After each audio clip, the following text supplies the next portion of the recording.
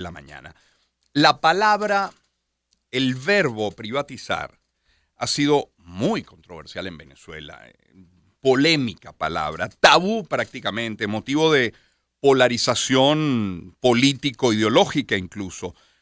Un caso recordado, CanTV, por mencionar uno, 15 de diciembre de 1991. El acto fue en el Banco Central de Venezuela y el Estado le otorga la concesión a una empresa del consorcio Van World. 1.885 millones de dólares por 40% de las acciones de la empresa. Es un buen recuerdo porque se logró dar calidad en el servicio. Ojo, el buen recuerdo viene con los años porque tuvo fuertes resistencias en su momento. Electricidad de Caracas también es otro ejemplo. Son tantos buenos ejemplos que podríamos poner sobre la mesa de empresas de bienes y de empresas de servicios sobre todo. De eso queremos hablar, de privatización. Y lo hacemos con el ingeniero José María de Viana, ingeniero civil, quien fue presidente de Hidrocapital, de Movilnet también, es además profesor universitario. Es un privilegio para nosotros siempre recibirlo en el estudio. Ingeniero, bienvenido, ¿cómo está? Un gusto grande estar contigo, Román, y tus oyentes. Muchísimas gracias por atender nuestra invitación. Para algunos, privatizar puede que sea el camino para algunos servicios en Venezuela, ingeniero. Pregunto, ¿privatización es necesidad, es obligación, es lo inteligente? Bajo ningún concepto privatizar porque atenta contra nuestra soberanía, es una muestra de entrega. ¿Qué es la privatización? Fíjate, Román, aquí es un tema más que ideológico, pragmático. Y es que los servicios públicos son un enorme desafío para los estados modernos. ¿Cómo hacerlo mejor? ¿Cómo hacerlo más rápido? ¿Cómo hacerlo de manera más eficiente con el menor costo? Y lo que hacen las empresas de servicio público al final es crear condiciones de condominio en donde el buen servicio mejora la disposición al pago. Siempre pagar es doloroso, pero cuando usted paga por algo que le produce placer, usted comienza a entender que el pago es parte del placer.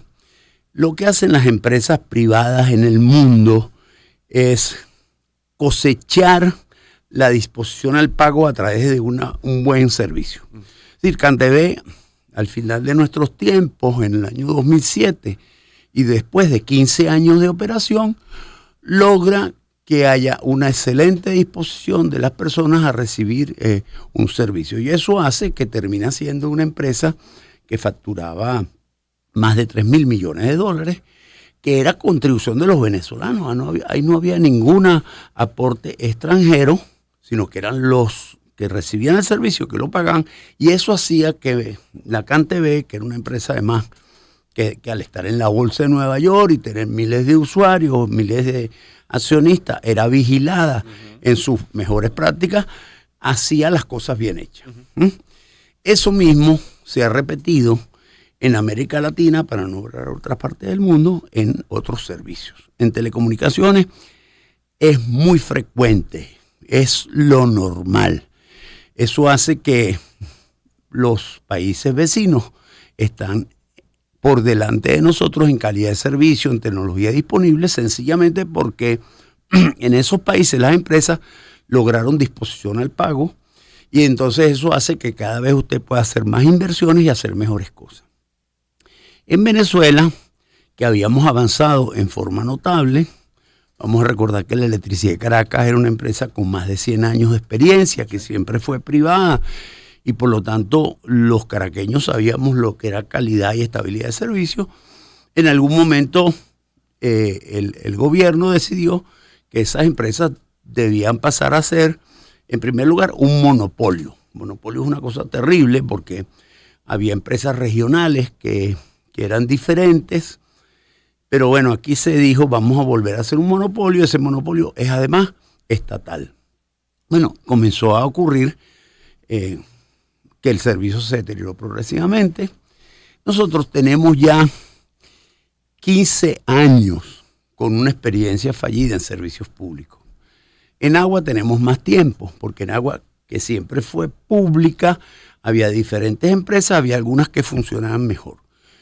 En el caso de telecomunicaciones también hay 15 años de una experiencia de servicio público. Y efectivamente es un buen momento, tú lo estás diciendo, para que empecemos a revisar si tiene que seguir siendo un monopolio, es decir, una sola empresa, y la segunda que esté totalmente en manos del Estado. Hay algunas cosas más fáciles y otras más difíciles. El tema depende mucho de la disposición al pago. Entonces es muy fácil de transferir progresivamente al sector privado las telecomunicaciones. En el caso de la energía eléctrica, por segmentos, es decir, se va transfiriendo la distribución, se va transfiriendo la generación. Pero somos un caso extraño en la región porque Venezuela tiene niveles de calidad de servicio en general muy malos y eso hace que la calidad de vida en todas las partes del país, independientemente de la calidad de la vivienda que usted tenga, si los servicios no funcionan, la calidad es deteriorada. Entonces, vamos a entender el tema de la opción de hacer algunos servicios privados no es un problema ideológico, es decir, en toda la gama de las posiciones ideológicas, el pragmatismo llega a que esa es una solución factible, activa, buena. Y yo quiero poner un ejemplo, porque de las buenas noticias que tiene Venezuela es lo que está ocurriendo en Internet por fibra. Sí, sí. Y es que hay ciudades como San Cristóbal que dicen que el 68% de las viviendas tienen Internet por fibra. Y eso ocurrió simplemente por un experimento que hizo el gobierno, que fue conceder más de 100 licencias de proveedores de Internet, de ISP, llamamos nosotros. Y ocurrió que aparecieron unas empresas de fibra, unas más activas que otras, que efectivamente están venciendo las dificultades, llevando fibra a los hogares de muchos venezolanos. Y ese es el mejor ejemplo. Los venezolanos están pagando en promedio alrededor de $40 al mes por ese servicio, sí, aún en zonas muy humildes. Es decir, en el occidente de Maracaibo, donde las viviendas no tienen agua ni luz, tienen fibra y pagan $30, $40, lo que quiere decir nuevamente que el venezolano, para tener calidad de vida, está dispuesto a pagar un servicio de buena calidad. Entendiendo, es el ingeniero José María de Viana que nos acompaña, entendiendo las bondades de la privatización, se me ocurre preguntar, ¿qué es lo privatizable y cómo? Vamos con lo primero, el qué, porque hay quien dice que el gobierno debería encargarse, los gobiernos, no me refiero al venezolano, los gobiernos en el mundo deberían encargarse de todo aquello que el privado no esté en capacidad de garantizar. ¿Qué es lo privatizable, ingeniero? Mira, hay experiencia de participación privada prácticamente en todas las cosas menos en seguridad. Eso quiere decir que inclusive en los servicios del Estado, salud, educación. Salud, educación, hay participación activa de los privados. Yo quiero contar que los venezolanos que hablan de esa manera no recuerdan, por ejemplo, que el convenio más estable de educación que ha existido es el convenio con Fe y Alegría. Y Fe y Alegría lo que es una iniciativa privada de los padres, de la Compañía de Jesús, de los religiosos, pero de los privados. Es una iniciativa de los privados, incluyendo los padres de familia, para tener educación de calidad. El Estado viene pagando los sueldos de esos maestros. Es decir, Venezuela tiene experiencias que dice, mire, no, prácticamente lo único que la experiencia no es nada buena en el tema de seguridad, en donde eso no ocurre, pero mire, hay participación privada en la gestión de cárceles, hay participación privada en la gestión de hospitales. ¿Qué tipo de gestión? Bueno, la experiencia es suficientemente larga para ver cuáles funcionan y cuáles no. ¿En cuáles es fácil? Miren, telecomunicaciones fuimos una industria privada hasta el año 2007 totalmente. Esa industria tiene que ser supervisada y vigilada. Bueno, es que Conatel era un cuerpo con mucha autoridad, con mucho poder, con mucha claridad con respecto a los números y por lo tanto era un cuerpo que actuaba en nombre del Estado y en defensa de los ciudadanos. Lo mismo pasaba en el caso de electricidad. La electricidad de Caracas era privada, funcionaba muy bien. Pero tenía supervisión del Estado permanente. Es decir, el Estado no puede escaparse. En el caso de agua, mire, hay todas las variedades en América Latina. En Chile todos los acueductos son privados. Si vendieron los activos y los manejan privados con un órgano regulador muy fuerte, con muchísima autoridad, que vigila la calidad del servicio, que vigila las inversiones obligadas y que vigila los derechos de los ciudadanos. Eso funciona.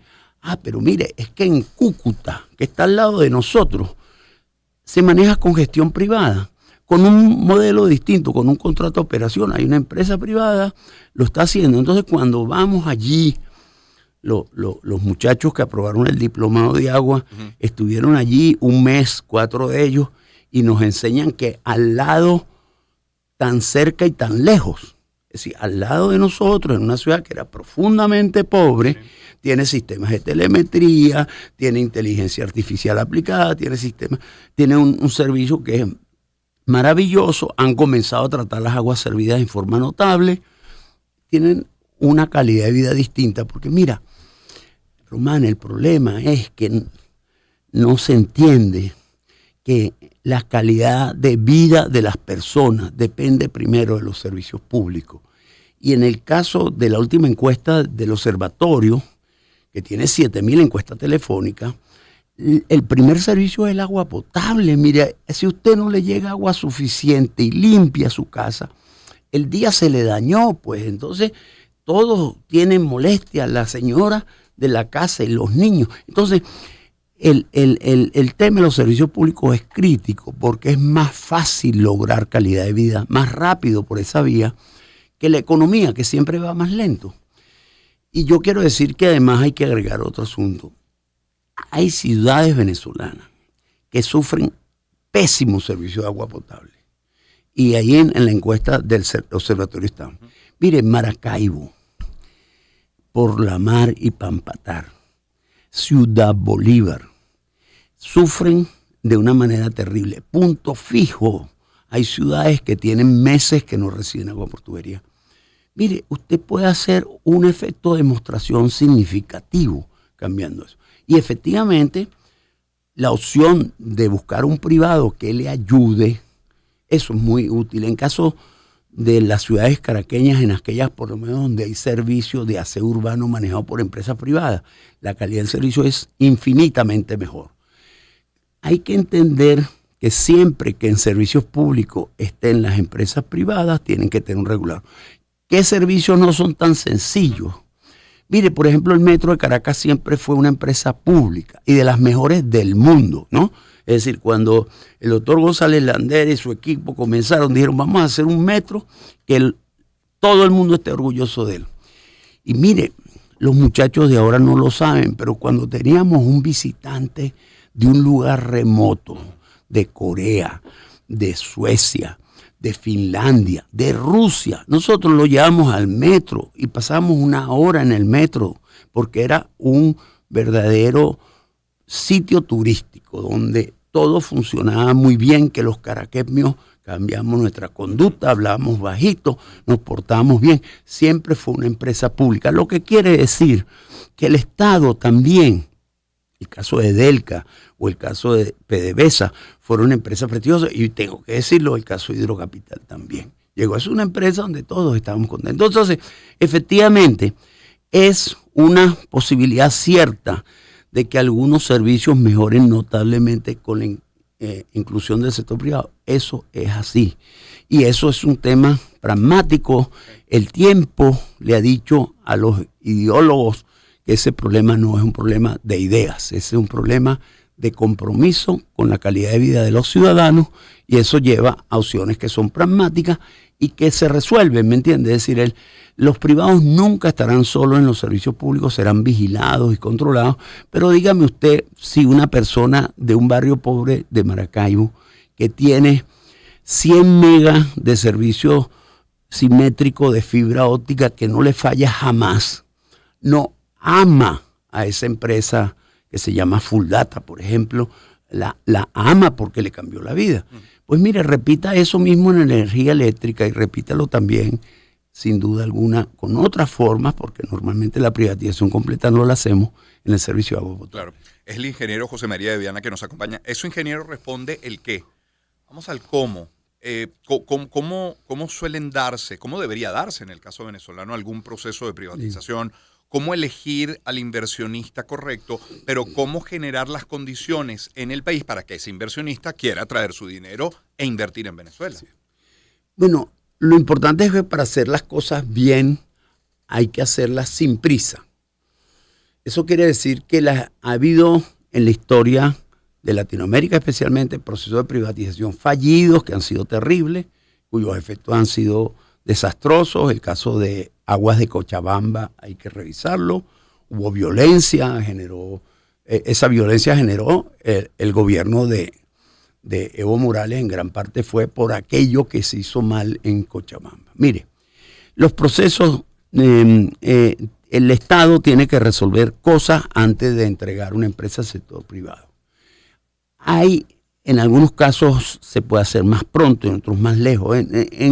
En resumen, ninguna empresa privada entra cuando hay sensación de riesgo. Entonces eso quiere decir que hay que ordenar el marco jurídico.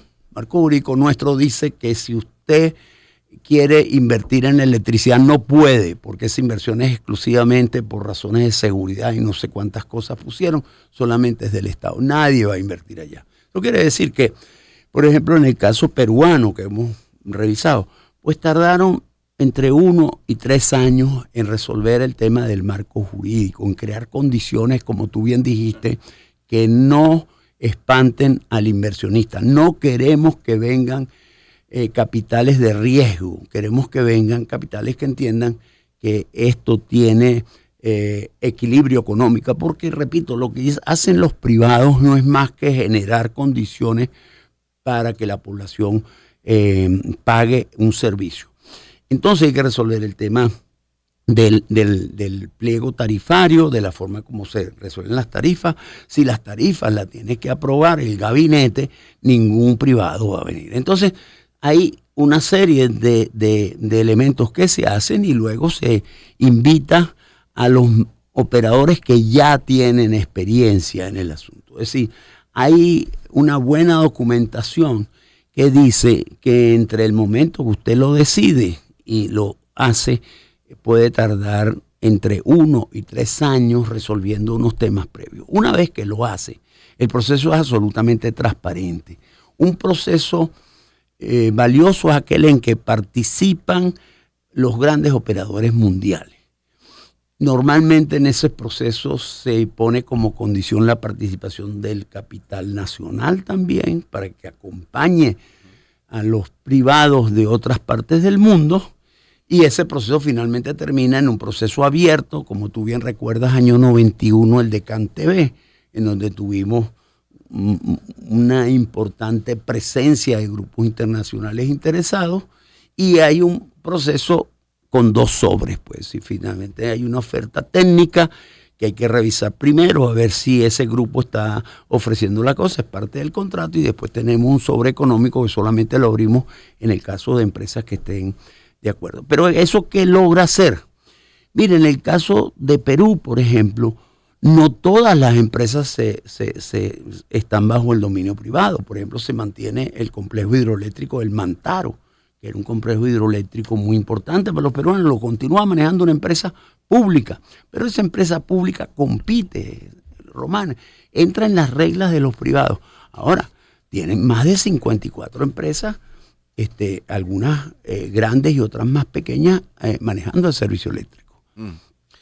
Ingeniero De Viana, en un proceso de privatización, ¿cómo queda la gente? Porque, a ver, ese caso que usted coloca de esta familia en un sector pobre del estado Zulia que paga 30 o 40 dólares por servir un impecable servicio de internet por fibra óptica, tiene hoy privatizado ese servicio. Pero ¿qué pasa si se privatiza la electricidad? ¿Qué pasa si se privatiza el agua? ¿Qué pasa si se privatiza la recolección de desechos? ¿Qué pasa si se privatiza un largo etcétera?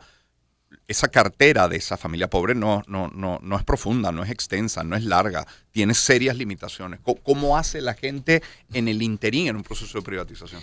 Bueno, lo que ocurre es que, especialmente en los servicios de agua y electricidad, todos no pagan la misma tarifa y ahí se puede enseñar cómo, por ejemplo, en el caso colombiano, por un caso que no necesariamente, ellos tienen 6 estratos. Es decir, si usted está en la Castellana tiene una tarifa, pero si usted está en la Dolorita tiene otra. Es decir, hay una suerte de subsidios cruzados que cuando el condominio funciona, hace que efectivamente los que tienen menos y cuya cartera es pequeña, pero tienen el derecho al servicio universal, ahí no puede haber discriminación, tienen que tener un servicio excelente. Él a lo mejor está pagando la mitad o la cuarta parte de lo que paga en otro sitio. Pero es que cuando funciona el condominio, quiero transmitir un problema. Nosotros cuando hablemos aquí de servicio decimos que está malo porque es intermitente y es malo. Mire, es malo porque la recaudación que tienen es muy pequeña y no pueden hacer milagros. Mire, yo fui presidente de Movilnet y cuando iba presidente de Movilnet nosotros recaudábamos $2.000 millones al año. Mire, eso es mucha platica. Eran más de 200 millones al mes, eran $7 millones diarios. Pues si usted recibe ese ingreso, Movilnet era una maravilla. Hacíamos 500, 600 millones de dólares de inversión correcta. Porque si usted mucho dinero lo utiliza mal, no pasa nada. Nosotros le dimos cobertura a todo el sur de Venezuela, a toda la frontera, hasta Isla de Ave pusimos una estación. Mire, el servicio era impecable, la innovación era enorme. La gente que estaba dentro de Movilnet pero resulta que habías creado una cultura de pago que permitía manejar recursos importantes. Mire, Corpoelec no puede dar buen servicio, en primer lugar, porque nadie le paga, y nadie le paga porque el servicio es malo. Entonces es un círculo terrible, Víctor. Si Corpoelec tuviese un buen servicio, las zonas más ricas de la ciudad y la industria y el comercio pagaría tarifas mucho más importantes. Cuando el condominio paga, los barrios más humildes reciben buen servicio, a pesar de que no paguen. Todo el mundo paga, nadie es tan pobre. Mire, yo siempre cuento que cuando fuimos a extender la cobertura de Movilnet al sur del Amazonas, los directores de la junta directiva que venían del norte, que eran representantes de Verizon, estaban muy angustiados porque decía, usted le va a dar servicio de telefonía celular a los pueblos más pobres de Venezuela, lo cual es verdad. San Carlos de Río Negro, San Juan de Manapiare, Maroa, La Esmeralda, eran pueblos los más pobres de Venezuela. Y en el caso de la telefonía móvil dijimos, los servicios generan tanto valor, no solamente humano y de calidad de vida, sino también valor económico, porque esas personas cuando empezaron a tener telefonía también tenían capacidad de negociar sus artesanías y sus productos. Entonces, ¿qué es lo que ocurre al final?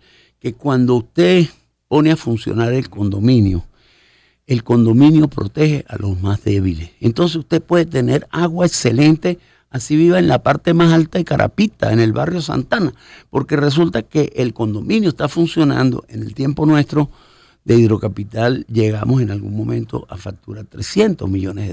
Mire, terminamos de construir Tahuasa con la tarifa, conectamos Tahuasa al acueducto. Entonces, la respuesta es, la única posibilidad que las personas más humildes tengan de servicios de calidad es pertenecer a un condominio que funcione bien. Es como estar en un club. El Club de la Energía Eléctrica es un club en donde estamos todos invitados. La tarifa no es la misma.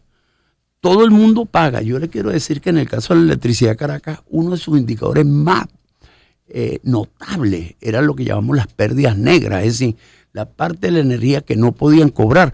Había corte y reinstalación en los barrios más humildes de Caracas. Y efectivamente la gente sabía que si no pagaban poco, pagaban menos, pero todo el mundo puede pagar. Ese es un poco la situación. Entonces, esos temores, mire, el temor que tenemos es que estamos en un club en donde el club funciona muy mal. Entonces nadie recibe buen servicio. Yo le quiero decir que no solamente son los barrios humildes, los barrios más acomodados también reciben muy mal servicio. Las empresas eléctricas, las empresas industriales y el comercio tampoco. Entonces nadie paga eso. ha sido tan terrible la situación que los grandes centros comerciales han tenido que construir su propio sistema de abastecimiento. Entonces los grandes centros comerciales, en vez de ser unos buenos socios del club, se salieron del club. Entonces, mire, justamente el mejor símil para que lo entendamos es que un privado lo que hace es poner a funcionar un condominio bien, que se basa en calidad de servicio, porque los privados sabemos que la única forma que es que la gente pague gustosa algo es que reciba mucho más en calidad de vida. Y eso es posible. Ingeniero Ivana, yo le agradezco, como siempre, el tiempo que se acerque con nosotros al estudio, pero sobre todo la claridad, la sindéresis, con base además en la experiencia y esa nota siempre optimista que nos deja en cada conversación. Lo aprecio mucho. Y quiero decirte que en los últimos meses tuvimos la experiencia maravillosa de que 26 muchachos que terminaron el diplomado de agua y saneamiento en el IESA, tuvimos apoyo del Banco Interamericano para que fueran a visitar otras ciudades. Esos muchachos fueron a 7 ciudades y en grupos de a 4 normalmente. Y además pasaron 4 semanas. Y en esas 4 semanas vieron cómo funcionaba y tal. Mira, y precisamente no fueron a las ciudades más grandes, pero fueron a Santa Cruz de la Sierra, en Bolivia. Estuvieron en Cúcuta también. Estuvieron en Bogotá, porque Bogotá es una ciudad inmensa que vale la pena ver. Estuvieron en Brasilia. Estuvieron en Joinville, una ciudad de Santa Catarina. Y estuvieron también en Mar del Plata. Y mira, bueno, hay que visitar esas ciudades para que entendamos lo que yo estoy diciendo.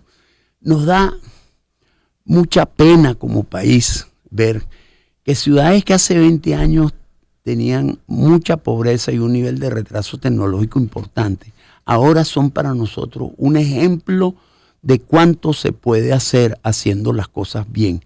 Mire, los habitantes de Cúcuta no son más ricos que nosotros y ahí tienen un servicio extraordinario. Mire, las personas de Santa Cruz de la Sierra, no estamos hablando de Zúrich ni de Toronto, estamos hablando de un país de la Bolivia sufrida y mire, pero tienen calidad de vida en su casa porque todos tienen una empresa. En aquel sitio se llama Zaguapac, que además el nombre no es bonito, pero todos están orgullosos de su empresa de agua. Entonces, mire, quiero decirle, el que tenga dudas, porque siempre puede haber escépticos que digan, mire, este señor no nos merece confianza. Mire, vayan ustedes mismos, visiten esos lugares. ¿Cómo es posible que un lugar tan humilde como la ciudad de Cúcuta tenga un servicio mucho mejor que la ciudad de Caracas? Y eso es simplemente que el ayuntamiento de esa ciudad dijo, esto no puede seguir siendo manejado mal, vamos a hacerlo bien. Y eso es lo que nosotros necesitamos, que alguien diga, nos equivocamos, vamos a comenzar a corregir, y corregir siempre será de sabio. Gracias, ingeniero, por su tiempo esta mañana. Placer. ¿Habrá un salto a la privatización en algunos servicios? No lo sé. En todo caso, les dejo con algo de buena música. Jump, salta, Van Halen.